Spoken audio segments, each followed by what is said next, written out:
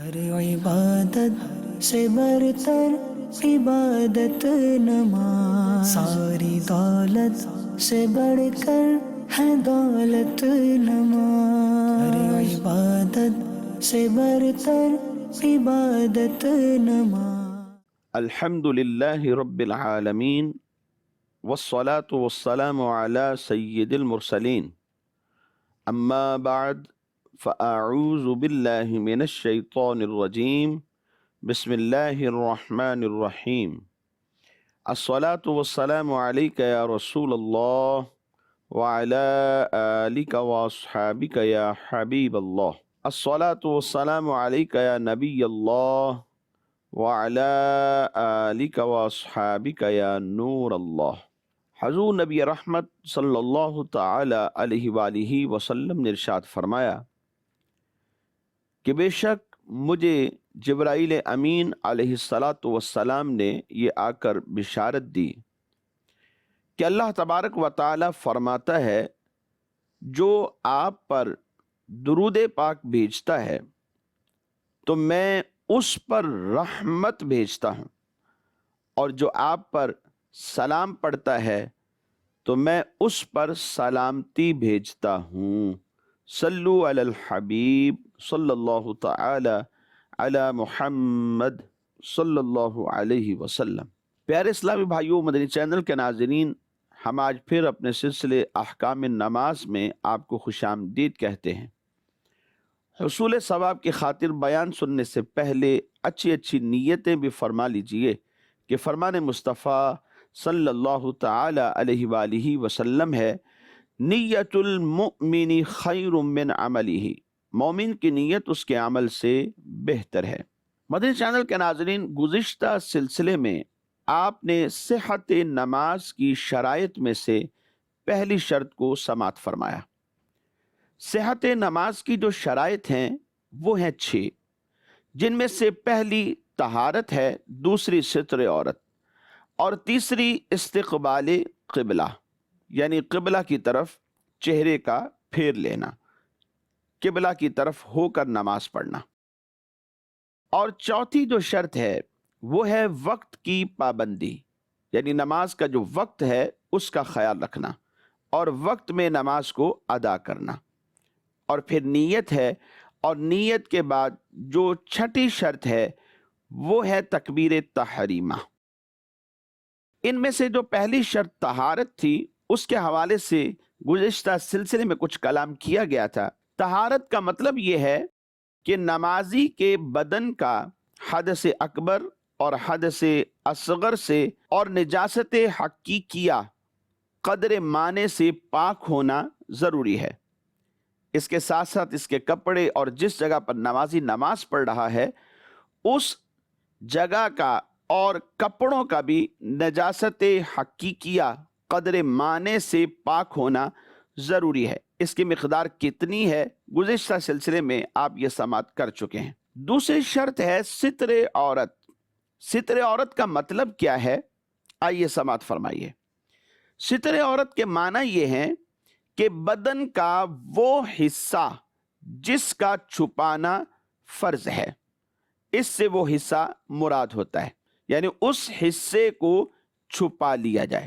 ستر مطلب چھپانا، عورت وہ بدن کا حصہ جسے چھپانا فرض ہوتا ہے۔ اللہ تبارک و تعالی فرماتا ہے، خذوا زینتکم عند کل مسجد، ہر نماز کے وقت کپڑے پہنو، اور مزید ایک مقام پر فرمایا وَلَا يُبْدِينَ زِينَتَهُنَّ إِلَّا مَا ظَهَرَ مِنْهَا، عورتیں زینت یعنی مواد زینت کو ظاہر نہ کریں مگر وہ کہ جو خود بخود ظاہر ہیں، یعنی ان کے کھلے رہنے پر بروجہ جائز ایک عادت جاری ہے۔ مرد و عورت کے بدن کا وہ کون سا حصہ ہے جسے عورت کہتے ہیں اور پھر اس کا چھپانا بھی فرض ہے؟ آئیے اسے بھی سماعت فرمائیے۔ مرد کے ناف کے نیچے سے گھٹنوں کے نیچے تک، ناف اس میں داخل نہیں ہے، گھٹنے اس میں داخل ہے، اور آزاد عورتوں کے لیے سارا بدن یہ عورت ہے۔ سوائے منہ کی ٹکلی کے، جیسے نماز میں چہرہ اتنی ٹکلی منہ کی، اور اس کے ساتھ ساتھ دونوں ہاتھوں کی ہتھیلیاں اور دونوں پاؤں کے تلوے۔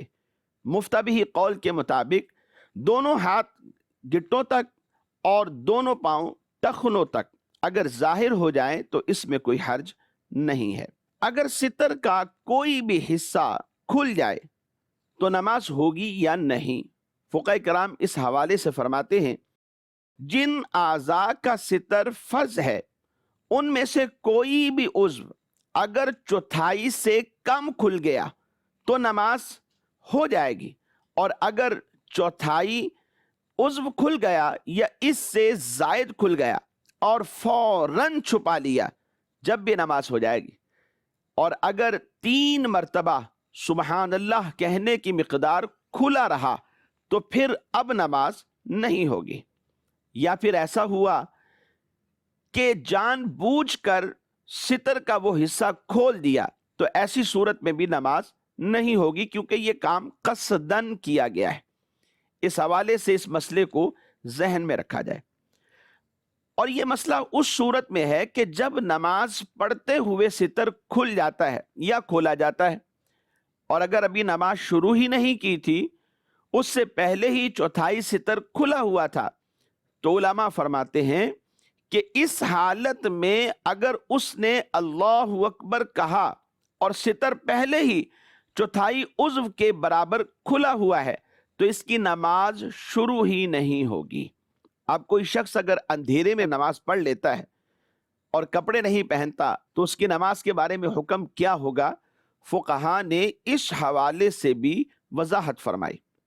اگر اندھیرے میں نماز پڑھی، اگرچہ وہاں کوئی بھی نہ ہو، لائٹیں بند ہے اور وہاں کوئی دوسرا شخص بھی اس کے علاوہ موجود نہیں ہے، یہ بالکل تنہا ہے، اس کے پاس اتنا کپڑا موجود ہے کہ ستر کا کام دے سکے، لیکن پھر بھی ننگے ہو کر نماز پڑھتا ہے، تو ایسی صورت میں فقہا فرماتے اس کی نماز نہیں ہوگی، اگرچہ وہاں کوئی دوسرا فرد نہیں ہے، یہ خود تنہا ہے، اگرچہ کہ کمرے میں لائٹیں بند ہیں، بالکل اندھیرا ہے، تب بھی اس کی نماز نہیں ہوگی، کیونکہ اس کے پاس اتنا کپڑا موجود ہے کہ اپنا ستر یہ ڈھانپ سکتا ہے۔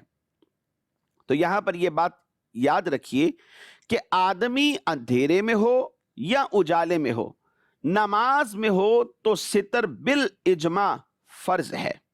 ستر ہر حال میں فرض ہے، خواہ نماز میں ہو یا نماز میں نہ ہو، تنہا ہو یا کسی کے سامنے ہو، بلا کسی غرض صحیح کے تنہائی میں بھی اپنا ستر کھولنا یہ شرعاً درست نہیں ہے، مگر عورت کے لیے خلوت میں جب کہ نماز میں نہ ہو تو سارا بدن چھپانا واجب نہیں ہے، بلکہ صرف ناف سے گھٹنوں تک، اور محارم کے سامنے، جبکہ اس کے محارم اس کے بھائی گھر میں موجود ہیں، اس کا والد گھر میں موجود ہے، تو ان کے سامنے پیٹ اور پیٹھ اسے بھی چھپانا واجب ہے، اور غیر محرم کے سامنے اور نماز کے لیے اگرچہ تنہا کوٹھری میں ہی نماز پڑھے، تمام بدن سوائے ان 5 اعضاء کے جو بیان کیے گئے ان کے چھپانا یہ فرض ہے، بلکہ جوان عورت کو تو غیر مردوں کے سامنے منہ کھولنا بھی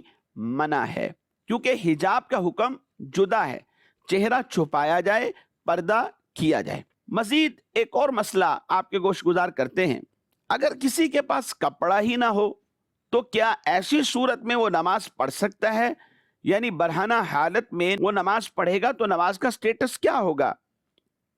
علماء فرماتے ہیں کہ ایسا شخص اگر ٹاٹ، بچھونے اور اسی طرح گھاس وغیرہ اور پتوں کے ذریعے سے اپنا ستر عورت کر سکتا ہے تو اسے چاہیے کہ ان اشیاء کے ذریعے سے ستر عورت کرے، ننگا نماز نہ پڑھے۔ اور اگر یہ بھی نہ ہو سکے، یعنی نہ اس کے پاس ٹاٹ موجود ہے، نہ اس کے پاس بچھونا موجود ہے، نہ ہی گھاس اور پتے آس پاس اویلیبل ہیں، تو ایسی صورت میں پھر یہ نماز پڑھ سکتا ہے، لیکن نماز بیٹھ کر پڑھے، دن میں ہو یا رات، گھر میں ہو یا میدان میں، لیکن اس حالت میں بیٹھ کر نماز پڑھنا اور رکوع و سجود کے لیے اشارہ کرنا اس کے لیے بہتر ہے، خواہ ویسے بیٹھے جیسے نماز میں بیٹھتا ہے یا پاؤں پھیلا کر بیٹھ جائے، اور عورت غلیظہ یعنی پیشاب یا پخانہ کے جو مقامات ہیں ان پر ہاتھ رکھ لے۔ برہنہ جو ننگا آدمی ہے، اگر اس کے پاس کپڑا نہیں ہے لیکن ریشمی کپڑا موجود ہے، حالانکہ ریشم مردوں کے لیے حرام ہے، تو کیا ایسی صورت میں اپنا ستر چھپانے کے لیے یہ ریشمی کپڑا استعمال کر سکتا ہے یا نہیں؟ اس حوالے سے فقہاء کرام نے فرمایا، اگر کسی کے پاس ستر کے لیے جائز کپڑا نہ ہو اور ریشمی کپڑا موجود ہے تو اس پر فرض ہے کہ اسی کے ساتھ ستر عورت کر لے اور اسی میں نماز پڑھے، لیکن یہ بات ذہن میں رکھے کہ ریشمی کپڑا پہننا یہ مردوں کے لیے حرام ہے۔ باریک کپڑا ستر عورت کے کام آ سکتا ہے یا نہیں؟ اتنا باریک کپڑا جس سے بدن چمکتا ہو ستر عورت کے لیے یہ کفایت نہیں کرتا، اس سے نماز پڑھی تو نماز نہیں ہوگی۔ اور ایسا باریک کپڑا جس سے ستر عورت نہ ہو سکے، علاوہ نماز کے بھی ایسا کپڑا پہننا یہ حرام ہے۔ لہذا ہمیں غور کرنا چاہیے کہ جو ہم کپڑے پہنتے ہیں وہ کیسے ہیں۔ اتنے باریک کپڑے نہ پہنے جائیں کہ ستر کے مقامات چمکتے ہوئے نظر آئیں، تو اس طرح تو نماز نہیں ہوگی، اور ہم مسلمان ہیں، نماز پڑھنا ہم پر فرض ہے۔ اللہ تبارک و تعالی نے مسلمانوں پر عبادات میں سب سے پہلا فرض نماز دیا ہے، تو ہمیں نماز پڑھنا ہے۔ حضور نبی پاک صلی اللہ علیہ وسلم فرماتے ہیں، نماز میں میری آنکھوں کی ٹھنڈک ہے۔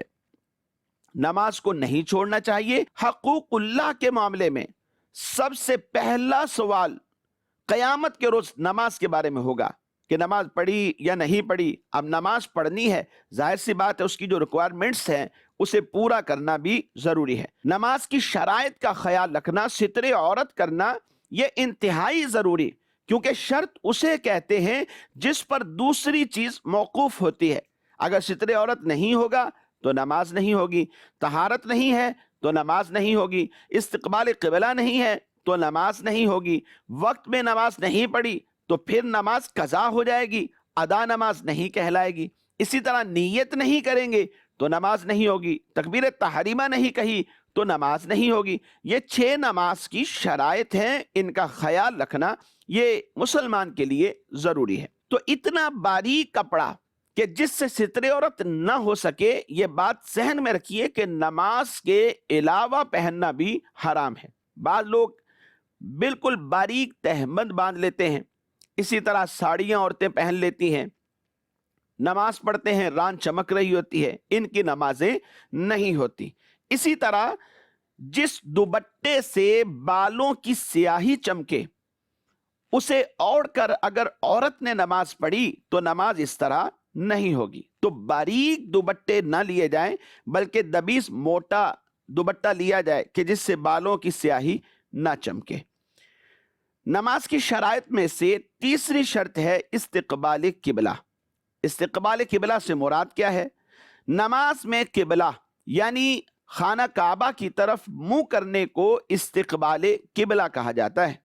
یاد رکھیے، نماز اللہ ہی کے لیے پڑھی جائے اور اسی کے لیے سجدہ ہو، نہ کہ ہم یہ تصور کریں کہ ہم سجدہ کعبہ کے لیے کر رہے ہیں۔ سجدہ تو ہم اللہ کے لیے کر رہے ہیں۔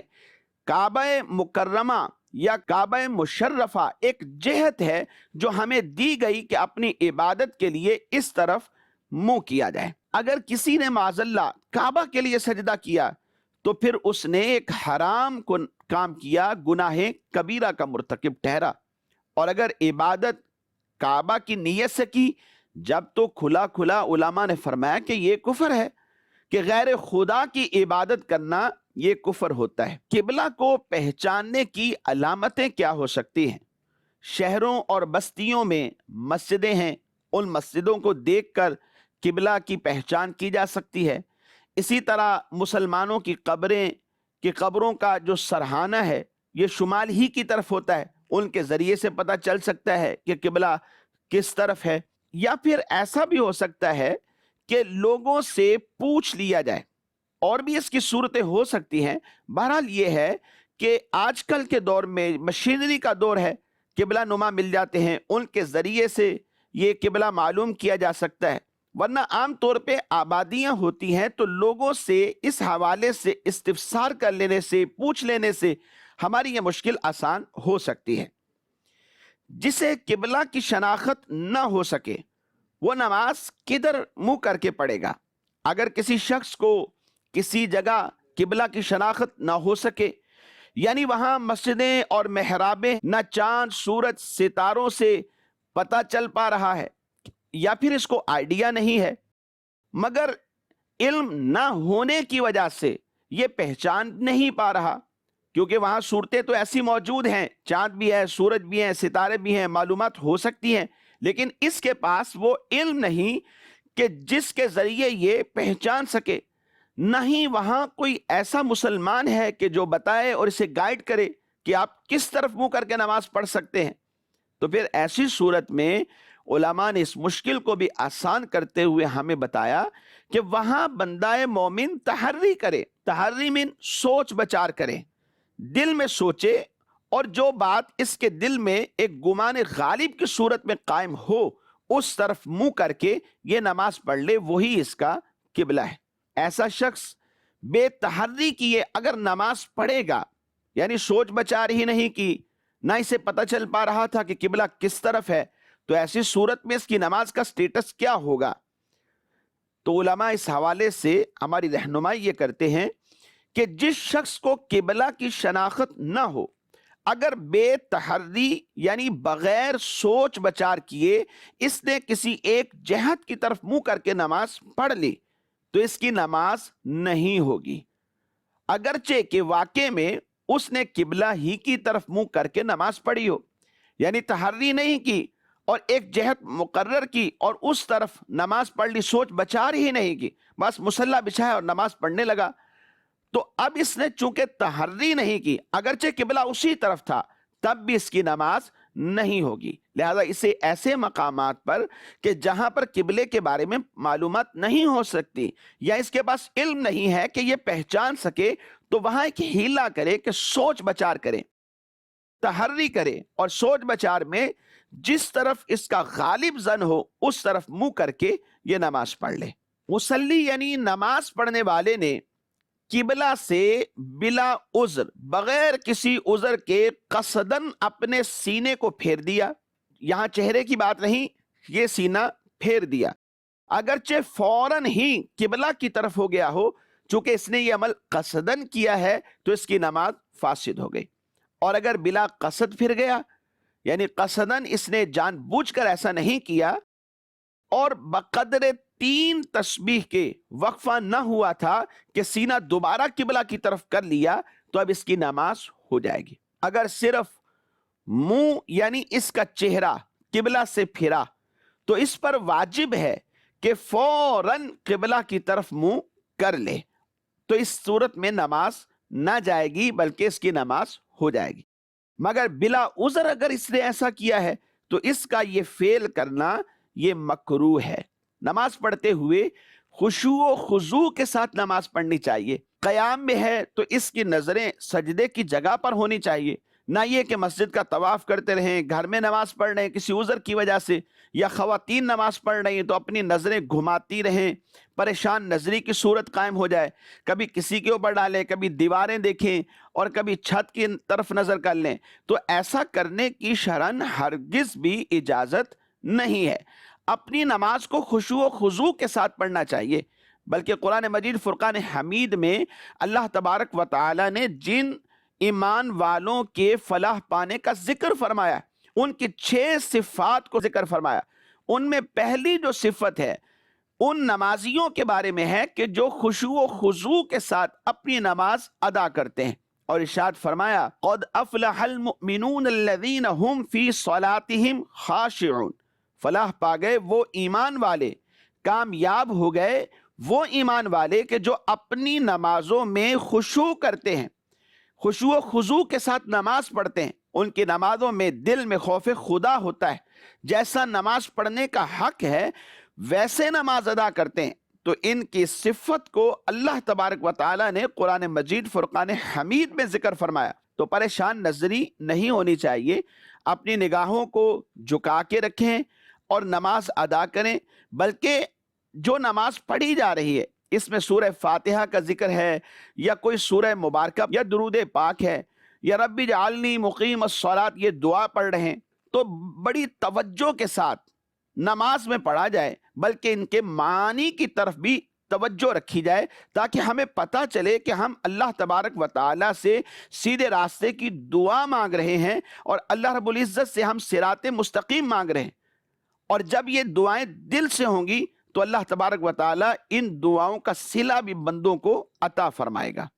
نماز کی شرائط میں سے جو چوتھی شرط ہے یہ ہے وقت کی پابندی کرنا، یعنی ہر نماز کو اس کے وقت پر ادا کرنا، اور جو نماز وقت پر ادا کی جاتی ہے وہ نماز ایسی نماز ہوتی ہے جو ادا کہلاتی، اور اگر وقت نکل جاتا ہے تو پھر نماز قضا ہوتی ہے۔ مدنی چینل کے ناظرین، آئیے آج کے سلسلے میں ہم سوالات شامل کرتے ہیں۔ مفتی صاحب کی بارگاہ میں میرا سوال یہ ہے کہ سری نماز میں امام کا جہری قرات کرنا کیسا؟ اگر کوئی امام سری نماز میں جہری قرات کرے تو اس کی نماز کا کیا حکم ہوگا؟ ارشاد فرما دیجیے۔ سری نمازوں یعنی وہ نمازیں کہ جن میں قرات آہستہ آواز سے کی جاتی ہے، مثال کے طور پہ ظہر کی نماز ہے، اسی طرح عصر کی نماز ہے، ان میں جو قرات ہے سورہ فاتحہ پڑھی جاتی ہے، اسی طرح ساتھ کچھ سورت ملائی جاتی ہے، تو وہ آہستہ آواز میں ملائی جاتی ہے، جہر نہیں کیا جاتا، اونچی آواز سے قرات نہیں کی جاتی۔ اور جہری نمازیں جن میں بلند آواز سے قرات کی جاتی ہے، یعنی یہ نماز فجر ہے، اسی طرح مغرب ہے، عشاء ہے، ان میں اونچی آواز سے قرات کی جاتی ہے، اور یہ جہری نمازوں میں جہر کرنا، سری نمازوں میں آہستہ آواز سے قرات کرنا یہ واجب ہے، خواہ وہ سورہ فاتحہ ہو یا کوئی سورت ہو، یعنی جو سورت سورہ فاتحہ کے ساتھ ملائی جاتی ہے یہ سورت بھی اگرچہ ہو تو یہ واجب کا درجہ جہری نمازوں میں جہر میں اور سری نمازوں میں سر کے اندر یعنی آہستہ آواز میں کرنا یہ واجب کا درجہ رکھتے ہیں۔ اگر امام نے بھول کر سری نماز میں اونچی آواز سے قرات کر دی اور قرات بقدر جواز نماز یعنی ایک آیت کے برابر کی ہے تو سجدہ صاحب اس کے اوپر واجب ہو گیا۔ اب اگر یہ دوبارہ اسے نہیں دہراتے، یعنی سری قرات کرنی تھی انہوں نے جہر سے پڑھ دی، جہری قرات کرنی تھی انہوں نے آہستہ آواز میں بقدر جواز نماز ایک آیت یعنی کہ پڑھ دی ہے، تو اب ان پر لازم تھا کہ یہ آخر میں سجدہ صاحب کرتے کیونکہ سجدہ صاحب واجب ہے، لیکن ہوا یہ کہ انہوں نے واپس لوٹ کر دوبارہ اس آیت کو سری پڑھنا تھا تو انہوں نے سری پڑھ لیا، جہری پڑھنا تھا تو جہری پڑھ لیا، تو اب وہ سجدہ صاحب ان کے اوپر لازم ہوا تھا وہ سجدہ صاحب لازم ہونا ختم ہو جائے گا، یعنی آخر میں اب ان کو سجدہ صاحب نہیں کرنا پڑے گا۔ اور یہ صورت کہاں تک قائم ہوگی؟ جب تک کہ سورہ فاتحہ کی اکثر آیات پڑھ کر واپس نہ لوٹے۔ اگر سورہ فاتحہ آدھی پڑھی تھی اور واپس آ گئے تب بھی سجدہ صاحب ساکت ہو جائے گا۔ سورہ فاتحہ اکثر پڑھ لی تھی تو اب یہ واپس نہ لوٹے، کیونکہ اگر واپس لوٹ بھی آئے تو ایسی صورت میں سجدہ صاحب ساکت نہیں ہوگا۔ مفتی صاحب کی خدمت میں میرا نماز کے متعلق سوال عرض ہے کہ اگر کوئی شخص بھولے سے نماز میں ثنا کی جگہ تحیات پڑھ لیتا ہے تو کیا نماز ہو جائے گی اور کیا سجدہ صاحب واجب ہوگا یا نہیں؟ اس کا جواب ارشاد فرما دیجیے۔ ثنا کی جگہ پر اگر التحیات پڑھ لی تو اس سے سجدہ صاحب واجب نہیں ہوتا۔ اس کی وجہ یہ ہے کہ سبحانک اللہم و بحمدک و تبارک اسمک و تعالی جدک و لا الہ غیرک، یہ ثنا ہے، التحیات بھی ثنا ہے، اور سورہ فاتحہ سے پہلے جو مقام ہے جو جگہ ہے وہ ثنا پڑھنے کی ہے۔ اگر یہ ثنا وہ پڑھے جو معروف ہے تب بھی نماز ہو گئی اور اس میں کوئی شبہ بھی نہیں، اور اگر التحیات جو کہ ثنا کا ہی درجہ رکھتی ہے بھول کر اگر وہ وہاں پڑھ دی تو تب بھی نماز ہو جائے گی، کیونکہ ثنا کو ثنا کے مقام پر ہی پڑھا گیا ہے اور سجدہ صاحب بھی واجب نہیں ہوگا۔ جی مدنی چینل کے ناظرین، ہمارے آج کے اس سلسلے کا وقت اختتام کو پہنچا. آئندہ تک کے لیے اجازت دے. دعا کرتے ہیں اللہ تبارک و تعالیٰ جو سیکھا سکھایا ہمیں اسے یاد رکھنے اور عمل کرنے کی توفیق عطا فرمائے. آمین بجاہ النبی الامین صلی اللہ تعالی علیہ وآلہ وصحابہ وبارک وسلم. ہر عبادت سے برتر عبادت نماز، ساری دولت سے بڑھ کر ہے دولت نماز. ہر عبادت سے برتر عبادت نماز.